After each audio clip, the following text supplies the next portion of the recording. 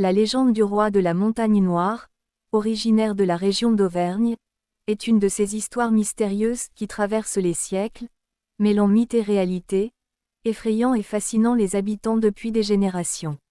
L'Auvergne, avec ses montagnes imposantes, ses volcans endormis et ses forêts profondes, a toujours été un terrain fertile pour les récits légendaires. La Montagne Noire, ou Montagne Noire d'Auvergne, fait partie de ces lieux où le mystère plane. Entourée de vastes bois sombres et de landes désolées, elle est souvent recouverte d'un brouillard dense, comme si la montagne elle-même voulait cacher ses secrets. C'est dans ce décor austère et parfois terrifiant qu'est née la légende du roi de la Montagne Noire. Selon les anciens récits, il y a fort longtemps, un roi cruel et impitoyable régnait sur les terres environnantes.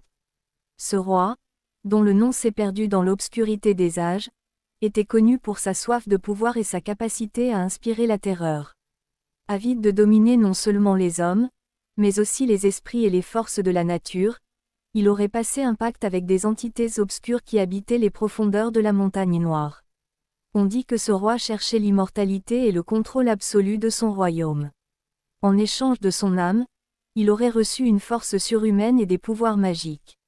Cependant, les entités démoniaques qui lui accordèrent ces dons lui imposèrent une terrible malédiction: il ne pourrait plus quitter les abords de la Montagne Noire.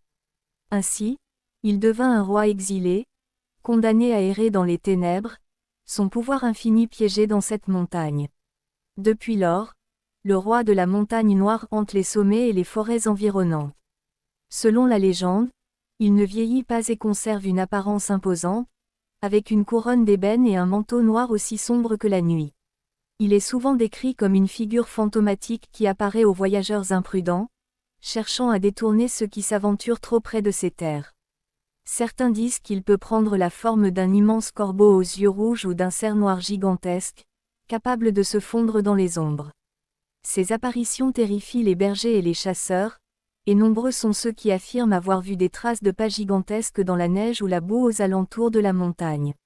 Le roi, bien que prisonnier de sa propre malédiction, aurait continué à exercer une influence sinistre sur les villages et les hameaux voisins. Les périodes de famine, les maladies, et même les tempêtes violentes sont souvent attribuées à sa colère. Il est dit que lorsque le tonnerre gronde et que la foudre frappe la Montagne Noire, c'est le roi qui exprime sa frustration d'être ainsi enfermé, incapable de régner pleinement. Mais la légende ne se termine pas simplement par la malédiction du roi. Il est dit que dans les profondeurs de la montagne, au cœur des cavernes sombres et inaccessibles, se trouve un trésor inestimable, une salle remplie de richesses accumulées par le roi durant son règne, avant d'être emprisonné. Ce trésor, protégé par des pièges surnaturels et des créatures effrayantes, attire les aventuriers les plus audacieux. De nombreux explorateurs, chevaliers et voleurs ont tenté d'atteindre ce trésor. Peu sont revenus pour raconter leur histoire. Ceux qui y sont parvenus disent avoir vu des choses terrifiantes dans les entrailles de la montagne, des créatures à moitié humaines, des ombres vivantes, et surtout, le roi lui-même, gardant jalousement ses richesses. Les survivants racontent que pour entrer dans la salle du trésor, il faut prononcer un mot secret que seul le roi connaît, et ce mot est inscrit sur une stèle au sommet de la montagne. Cependant, personne n'a jamais été capable de déchiffrer les runes anciennes gravées sur cette stèle, rendant l'accès au trésor presque impossible. Une autre partie fascinante de la légende est l'idée que le roi de la Montagne Noire ne peut pas être tué. Il est immortel, condamné à régner sur un royaume désert et maudit pour l'éternité. Cependant, certains croient qu'il existe un moyen de briser sa malédiction.